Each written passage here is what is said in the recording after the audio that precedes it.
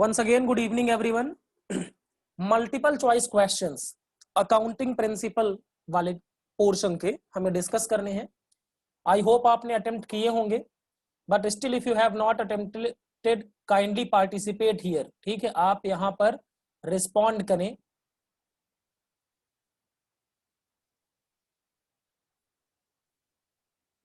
All of the following items are classified as fundamental accounting assumption except. इनमें से कौन से आइटम्स क्या है?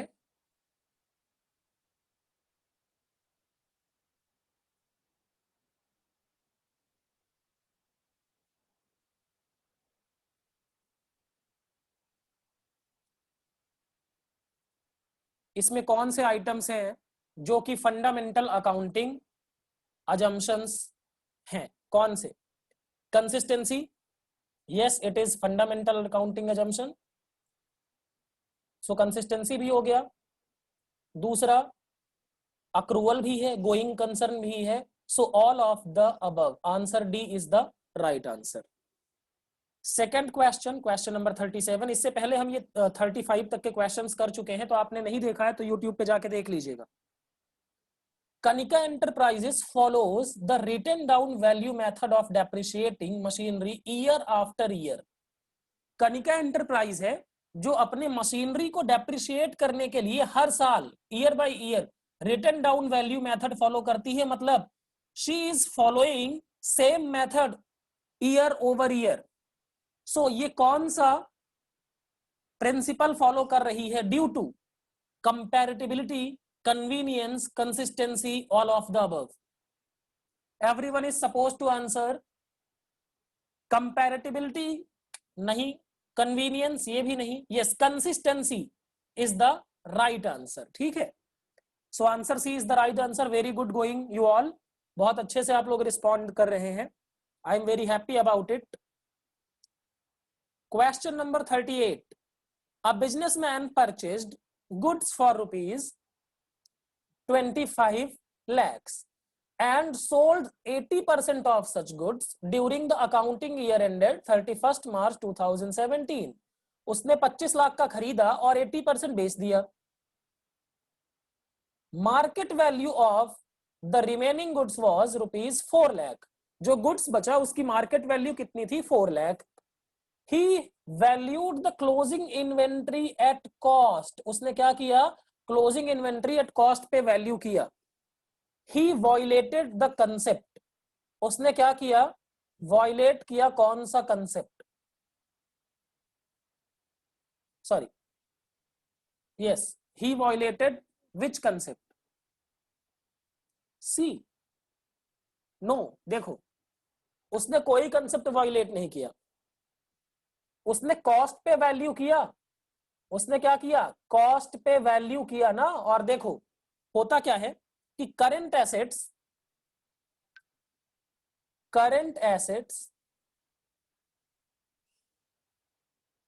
को वैल्यू किया जाता है कॉस्ट और मार्केट वैल्यू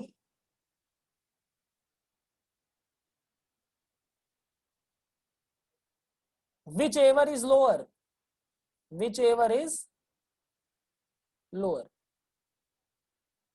तो इसने क्या किया? कॉस्ट पे वैल्यू किया. अब देखो समझना कैसे. 25 lakhs का गुड्स था, 80% सेल कर दिया, तो कितना बचा होगा? 20%. तो what is the value? 5 lakh का गुड्स बचा. ये समझ में आया है आपको? सभी लोग रिप्लाई करें जल्दी से. 80% ऑफ द गुड्स सेल कर दिया. 80% ऑफ गुड्स क्या कर दिया? सेल कर दिया. मैं एक्सप्लेन कर रहा हूं, डोंट वरी. देखो 25 लाख में से 80% गुड सेल कर दिया तो बचा कितना? 20%. सो 25 लाख का 20% कितना होगा? 5 लाख. ठीक है, अब तो कॉस्ट कितनी हो गई उसकी? 5 लाख. और दूसरा मार्केट वैल्यू कितना है उसका? क्वेश्चन में दिया है मार्केट वैल्यू कितना? 4 लाख. लिखा है ना, ये मार्केट वैल्यू कितना है उसका 4 लाख। तो हमें क्या करना चाहिए था, whichever is lower cost और market value, whichever is lower. So 4 lakh is lower, तो हमें कितने में करना चाहिए था वैल्यू, हमें कितने में क्लोजिंग इन्वेंट्री को वैल्यू करना चाहिए था, 4 लाख में। हमने क्या कर दिया, कॉस्ट पे कर दिया, 5 लाख पे कर दिया। मतलब हमने कौन सा कंसेप्ट वायलेट कर दिया, कंजर्वेटिज्म। हमें लॉस हुआ ना 5 लाख वाला 4 लाख का हो गया, तो हमें 4 लाख पे ही कंसीडर करना चाहिए था। तो option B is the right answer. अगर ये किसी को समझ नहीं आया हो तो मुझे बताएं, फिर से मैं एक्सप्लेन करता हूं, जल्दी से बताएं। अगर ये किसी को नहीं समझ में आया हो तो मैं फिर से एक्सप्लेन करता हूं। एवरीवन प्लीज रिप्लाई हियर, सारे लोग जल्दी से रिप्लाई करें।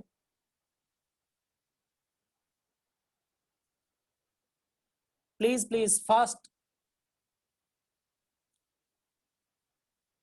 आदिल ने बोला समझ आ गया, बिलाल ने बोला क्लियर, बाकी और भी एक्सप्लेन प्लीज। ओके ठीक है, 1 मिनट, एक बार मैं फिर से एक्सप्लेन कर देता हूं, ठीक है ग्रेट। देखो अब ध्यान से समझना, यहां पर 25 लाख का गुड्स था, 80% सेल किया, तो कितना बचा, 20%। तो 25 लाख का 20% बचा, डिवाइडेड बाई 100, तो कितनी वैल्यू बची, 5 lakh. This is cost price. And what is the market value of goods, market value 4 lakh. तो करंट एसेट्स में हमें क्या करना होता है, करंट एसेट्स के केस में हमें क्या करना होता है, कॉस्ट और market value whichever is lower, cost और market value whichever is lower.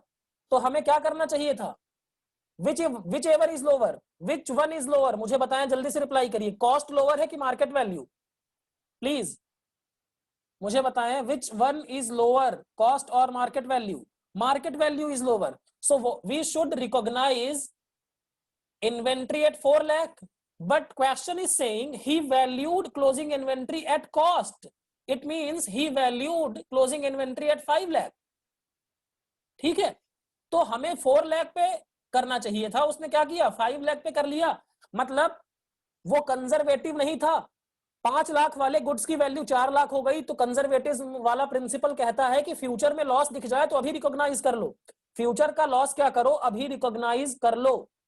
तो ये 4 लाख पे उसने रिकॉग्नाइज नहीं किया, उसने 5 लाख ही रिकॉग्नाइज किया, मतलब वो प्रूडेंट नहीं है। अब एक बात बताओ, फ्यूचर में हम इस इन्वेंट्री को बेचेंगे तो कितना मिलेगा हमें, 5 लाख मिलेगा कि 4 लाख, जल्दी से रिप्लाई करिए। We will get market value और कॉस्ट प्राइस, जल्दी से बताएं। हम फ्यूचर में क्या करेंगे, जब स्टॉक को बेचेंगे तो हमें 4 लाख मिलेगा ना, तो हमें इन्वेंट्री कितने पे लिखनी चाहिए, 4 लाख पर। ये प्रूडेंट होना है, फ्यूचर का लॉस आज डिसाइड कर लिया, आज रिकॉग्नाइज कर लिया, इसको क्या बोलते हैं, conservatism principle. I think it is clear to everyone now. Should I proceed further, आगे चले, please let me know. Okay great. So question number 39, revenue from sale of products is generally realized in the period in which cash is collected, sales is made, products are manufactured, all of the above। बताएं what is the right answer। से revenue from sales of product कब realise होता है, कौन से period में, जब cash मिल जाता है, जब सेल की जाती है, जब मैन्युफैक्चर किया जाता है, all of the above. Yes, when sale is made. Okay, B is the right answer, ठीक है। The concept of conservatism when applied to the balance sheet, it results in, यहां पर it आएगा, it results in, जब हम conservatism principal को अपनाते हैं तो बैलेंस शीट में क्या होता है, under statement of assets, over statement of assets, over statement of capital, none of the above. हम क्या करते हैं, कॉस्ट और market value whichever is lower को इस्तेमाल करते हैं। जैसे अभी अर्लियर क्वेश्चन में कॉस्ट कितनी थी 5 लाख और मार्केट वैल्यू कितना था 4 लाख, तो what we have recognised market value. तो इससे क्या होता है अंडर स्टेटमेंट ऑफ एसेट्स, क्या होता है इससे under statement of assets. So A is the right answer. ठीक है, उसके बाद the determination of expenses for an accounting period is based on the principle objectivity, materiality, matching, periodicity। बताएं मुझे कौन से concept. determination of expense for an accounting period is based on the principle of objectivity, materiality, matching, periodicity।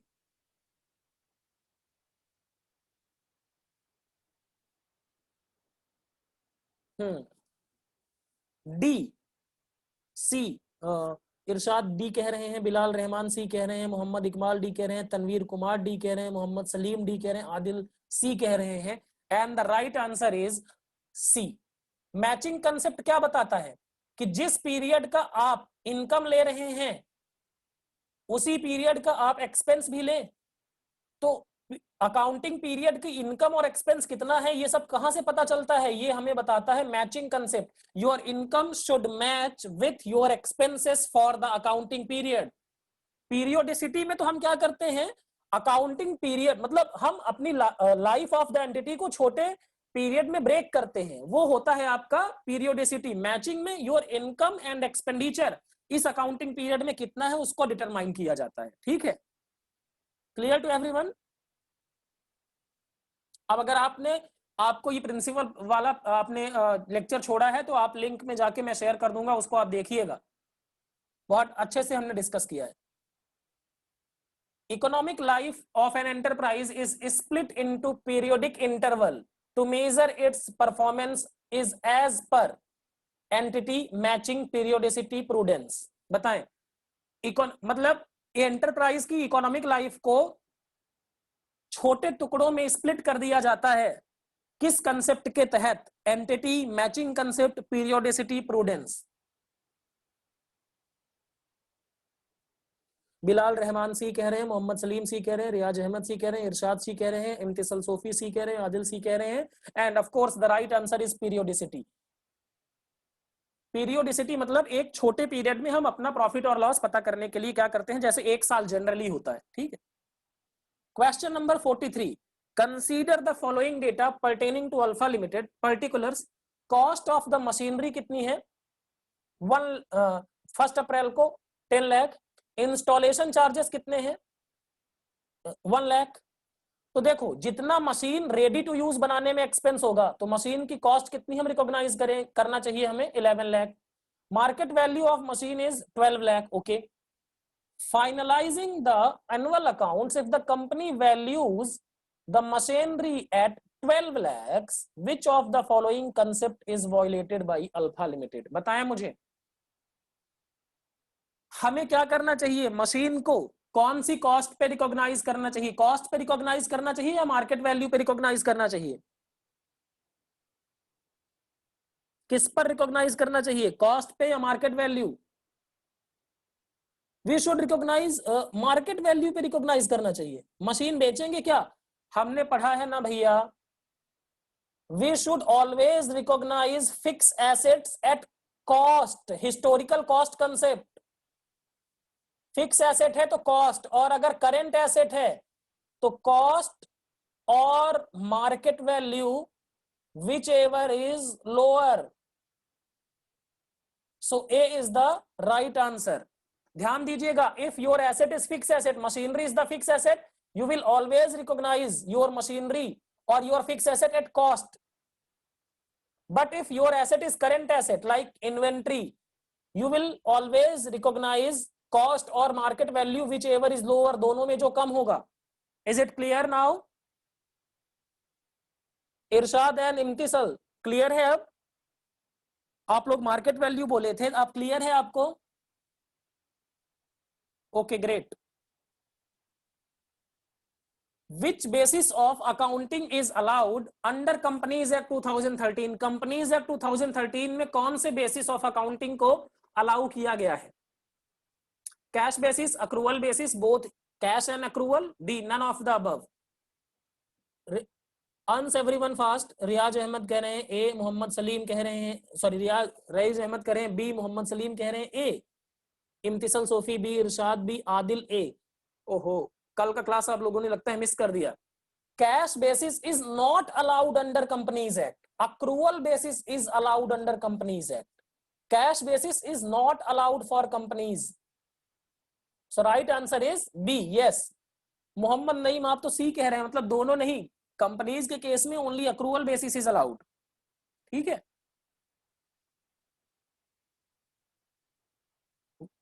Under which base of accounting revenue and expenses are recorded when they are paid? बताइए, revenue और expense जब pay किए जाएं तब कौन से base of accounting में record किए जाते हैं? अक्रूवल, कैश, बोथ कैश और accrual, none of the above. जल्दी से रिप्लाई करें.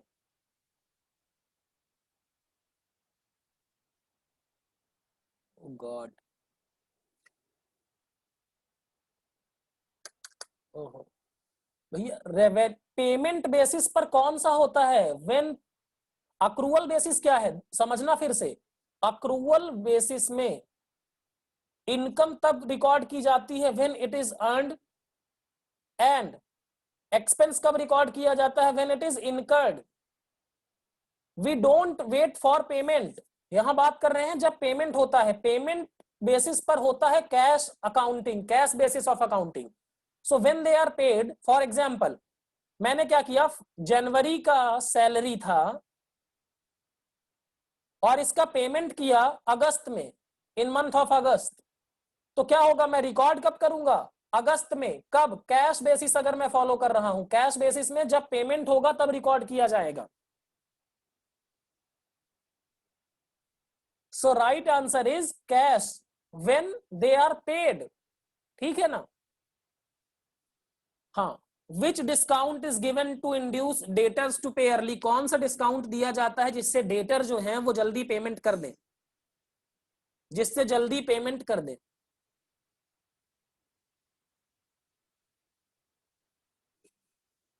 Cash discount is the right answer. Trade discount is given to everyone. It is not relevant. Cash discount is given to induce debtors to pay early. ठीक है ना. Okay. और मुझे बताएं, अगला क्वेश्चन है, Which of the following discount is not recorded in the books of account? कौन से अकाउंट का बुक्स ऑफ अकाउंट्स में रिकॉर्ड नहीं किया जाता? Trade discount, cash discount, both trade and cash, and none of these. Trade discount is not recorded in books of accounts. So right answer is A. ठीक है. ये हम discuss कर चुके हैं पहली क्लास में. अगर आपको कोई डाउट है तो आप जाके वो क्लासेस देख लें. Which method of accounting, in which method of accounting all revenues and costs are recognized when they are earned or incurred, not when they are received or paid? मतलब कौन से मेथड ऑफ अकाउंटिंग में हम जब earning और इनकर हो जाते हैं एक्सपेंस तब करते हैं, हम पेमेंट का इंतजार नहीं करते? कौन से में? Yes, everyone is right. So A is the right answer. Accrual basis में अर्निंग, जब रेवेन्यू अर्न कर लिया जाता है और जब एक्सपेंस इनकर कर लिया जाता है तो हम रिकॉर्ड कर लेते हैं. Great. According to this principle prospective profit should not be recorded but all prospective losses should immediately be recorded. बताएं, फ्यूचर का प्रॉफिट है तो रिकॉर्ड नहीं करना है, फ्यूचर का लॉस है तो इमीडिएटली रिकॉर्ड कर लेना है. कौन सा प्रिंसिपल कहता है? मैचिंग, अक्रूवल, प्रूडेंस और all of the above. Imtisal Sofi कह रहे हैं सी, मोहम्मद इकबाल कह रहे हैं सी, बाकी लोग भी बताएं. मोहम्मद सलीम कह रहे हैं सी, बिलाल रहमान कह रहे हैं सी, तनवीर कुमार कह रहे हैं सी, आदिल कह रहे हैं C, and of course the right answer is C. Prudence होना कहते हैं कंजर्वेटिज्म. ठीक, okay. Only those transactions that are measured in money or can be expressed in terms of money are recorded in the books of accounts of enterprise. Which principle states it? मतलब सिर्फ money में जो transaction major किए जा सकते हैं वो कौन सा कंसेप्ट बताता है? तो क्या होगा? बिलाल रहमान ए, मोहम्मद सलीम ए, तनवीर ए, आदिल ए, रमीज राजा, मोहम्मद, हाँ सारे लोग सही हैं। द मनी मेजरमेंट कंसेप्ट, ठीक है, okay. Patent, copyrights and trademarks are tangible assets, intangible assets, current assets, contingent assets. ये आपके एग्जाम में आया हुआ क्वेश्चन था, इनटेंजिबल एसेट्स, ठीक है। Any written evidence in support of a business transaction is called, any written मतलब business transaction के लिए जो रिटन एविडेंस होता है उसको क्या कहते हैं? बिलाल रहमान कह रहे हैं डी, इरशाद कह रहे हैं डी, मोहम्मद इकबाल कह रहे हैं D. Yes, the right answer is voucher. So ये था आपका सभी एमसीक्यूज क्वेश्चन जो इंपॉर्टेंट हैं आपके principle accounting principle and concept वाले पोर्शन में से। तो यहाँ पर आपका पहला चैप्टर सभी फिनिश हो जाता है। अगर आपने इससे पहले वाले एमसीक्यूज नहीं देखे हैं तो वो भी अपलोडेड हैं, आप जाके जरूर देख लीजिएगा। और अगर आप YouTube पे देख रहे हैं तो चैनल को लाइक करिएगा, कमेंट करिएगा और सब्सक्राइब करिएगा, और क्लासमेट के साथ भी शेयर कर सकते हैं ये आप।